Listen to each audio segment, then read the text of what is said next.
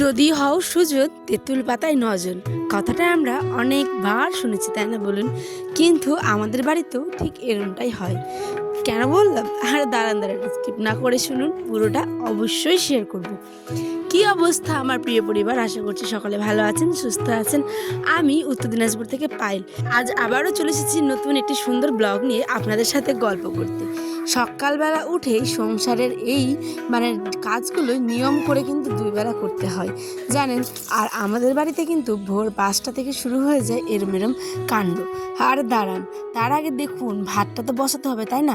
চলুন চট করে ভাতটা বসিয়ে দিই, তারপরে বাকি কথাগুলো আপনাদের সাথে সেরে নিব। কারণ আয়নের আব্বা তো খেয়ে আবার বেরোবে। এই যে আমি এখন ভয়েস দিতে আসলাম। আমার ভয়েস যেহেতু বাইরের দিকে দিতে হয়, তাই গরু ছাগল মুরগ সমস্ত কিছু জানান দেয় যে আমরাও আছি দিদিভাইয়ের পাশে। তো যাই হোক, চলুন ভাতটা তো বসিয়ে দিয়েছি, এবার তো চাল ধুতে যেতে হবে। ওই যে বললাম, ভোর 5টা থেকে শুরু হয়ে যায় আমাদের বাড়িতে। দেখেছেন কতগুলো কাপড়? এখন বাজে ঠিক 5:30, কিন্তু তার আগে থেকে কাপড়ের হয়ে গেছে মেলা।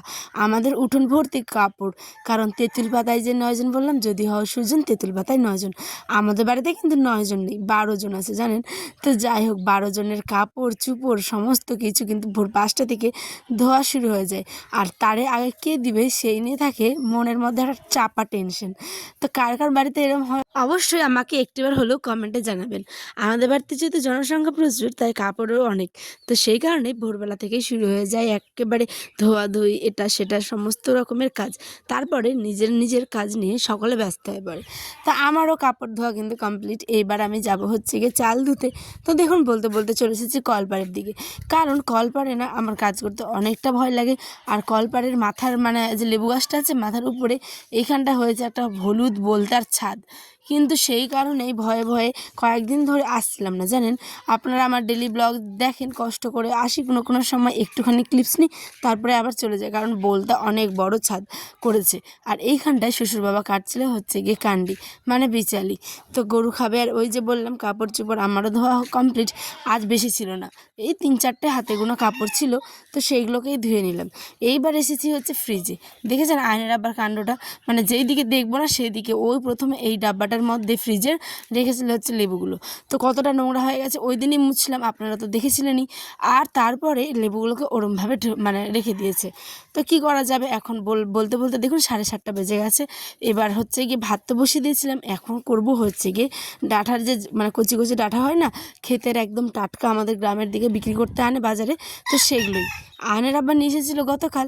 তো অর্ধেকটা করেছিলাম একটু ঝোল, আর আজকে করব একটু ভাজা ভাজা শুকনো করে, পেঁয়াজ কুচি আর কাঁচা লঙ্কা কুচি ফোড়ন দিয়ে। তো দেখুন, আপনারা দেখাচ্ছিলাম কতটা টাটকা ফ্রেশ। এখানে ছিল লাল ডাঁটা আর সবুজ ডাঁটা দুটোই। তো এখানটায় আমি এগুলোকে এখন ধুতে যাব। তা চলুন ধুয়ে আনি। একটা বড় বাটিতে নিয়ে নিয়েছি। এই বাটিটা আমার মা আমাকে নিয়ে দিয়েছিলো, জানেন। কারণ সমস্ত দেখবেন শাক সবজি, তারপর অনেক কিছু, অনেকটা দূর মাংসও হয়, তাহলে বেশ ধোয়ার ক্ষেত্রে সুবিধে। তো এই জন্য আমি বিশেষ করে এখানে ধোয়াধুয়ি করি, এই হাঁড়িটার হাঁড়ি বলছি, সরি, বাটিটার মধ্যে। তো যাই হোক, আমি হয়তো ওই রকম প্রফেশনাল ব্লগার না। আমি হচ্ছে গিয়ে আমার মনের মধ্যে যেগুলো কথা থাকে সম্পূর্ণটাই আপনাদের, আমার নিজের পরিবারের যেরকম সাথে গল্প করি, আপনাদেরকেও আমি আমার নিজের পরিবারই মনে করে আমার সমস্ত কথাগুলোই আপনাদের সাথে শেয়ার করি। তাই আমি যেমন, আমি ঠিক তেমনই। কাজ জন্য যে একদম ভালোভাবে রেডি হয়ে স্ক্রিপ্ট লেখে ভালো করে একদম বলতে হবে, ওরমটা না। মনে যেটা থাকে সেটাই মুখে আমি বলি। তো দেখুন, আমার ওখানে কিন্তু কমপ্লিট ধোয়াধুয়ি শাক, আর এইদিকে কিন্তু ভাতটাও হয়ে গেছে। আজকের দিনটা ভীষণ গরম, জানেন। কেমন যেন একটা ভ্যাপসা গরম হয় না, ঠিক রৌদ্রও না আবার বৃষ্টিও না, একেবারে অন্য রকমের গরম। তাই কাজগুলো করতে করতেই এত নাজেহাল অবস্থা হচ্ছিল, ওড়নাটা রেখে গামছা নিয়েই করছি। আমরা দেখবেন গ্রামের দিকে বিশেষ করে বলছি, হ্যাঁ, গামছা নিয়ে কাজ করতে অনেকে পছন্দ করি। আমার মতো কারা কারা পছন্দ করেন অবশ্যই প্লিজ আমাকে জানিন। কারণ আমি আমার কাজগুলো করার সময় না ওড়না বারবার এই করো সেই করো, একটা অন্য রকমের বিরক্তি, আর হাতও মুছতে হয়। তাই জানেনই তো, বাঙালি মানেই হচ্ছে ঘরের মধ্যে চট আর গায়ের মধ্যে গামছা। যাই হোক, মজা করছিলাম। তো এখানটায় আমি এই যে গামছাটা নিয়েই আমার সমস্ত কাজগুলো করে চলে যাব হচ্ছে গিয়ে এখন ঘরের দিকে। তার আগে দেখি মোটরের জল শেষ, তাই আবার কলপাড়ে আসতে হলো এক বালতি জল নেব বলে। কারণ জল তো শেষ, অনেকজন যেহেতু জনসংখ্যা সকাল থেকে নিয়ে মানে কাজ শুরু করে দিয়েছে প্রত্যেকে, তো বিকেলে মোটরটা ভরা হয়েছিল, তো জল শেষ হয়ে গেছে। তাই ওই যে কল মানে যখন বলে না দাঁত থাকতে দাঁতের মর্ম বুঝি না আমরা, প্রত্যেকে যখন মোটরে জল থাকে তখন কিন্তু মোটরেই যায়, কিন্তু যখন ওইখানে জল শেষ তখন কিন্তু এই যে বিকল্প পদ্ধতি আমাদের কল।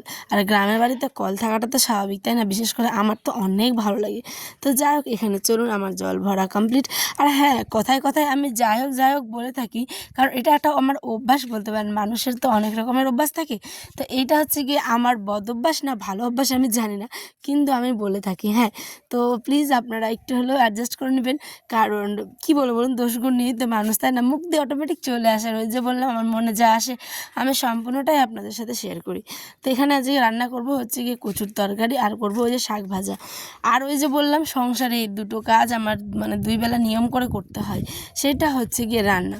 অনেকে আছে দেখবেন একবেলা রান্না করে, আবার একবেলা রান্না করে না, মানে ওইটা দিয়েই খেয়ে নেয় কিংবা অন্য কিছু করে। কিন্তু আমার ব্যাপার মানে আমার সংসারে বিশেষ করে, আমি কার কথাও জানি না কেরম, কিন্তু আমার সংসারে দুই বেলা এই রান্না করতে হয়। সকালে দেখলাম ওটা করলাম, বিকেলে অনেকক্ষণ একটু ঘুমিয়েছিলাম, এডিট করলাম, ভিডিও পোস্ট করলাম, রিলস করলাম, আয়নকে খাওয়ালাম, ঘুম পাড়ালাম, এই সমস্ত কিছু সেরে ওগুলো তো আর দেখাতে পারি না, তাই আবার বিকেলে এই যে চলে এসেছি রান্না করতে। এখন মানে কি বলবো বলুন, এখন করছি হচ্ছে গিয়ে আমি আলু আর ডিমের ঝোল আর সাথে ভাত, কারণ রাত্রেবেলা সাদা মাটা আয়নের আব্বা ভাতই পছন্দ করে, রুটি খেলে আমাদের অনেকটা প্রবলেম হয়, আয়নের আব্বারও আর আমারও, ঠিক আছে? তো আয়নও যেহেতু রুটিটা এখন খেতে পারে না ঠিক, তো সেই কারণে এই যে দুইটা ডিম, আর আয়নের ডিমটা আমি ভাজবো না, সেদ্ধ করে ঝোলের মধ্যে দিয়ে দিব। তো সেই কারণে এই যে কষানো মশলা, এটাকে এখন ভালো করে কষিয়ে মানে সামান্য যেগুলো আমাদের ঘরোয়া মশলা, পেঁয়াজ, আদা, রসুন, জিরে, লঙ্কা সমস্ত কিছু দিয়েছি। আর এদিকে আমার ভাতটা কমপ্লিট, লাস্টে একটু পাঁচফোড়ন মানে ভাজা করে গুঁড়ো করে দেবো।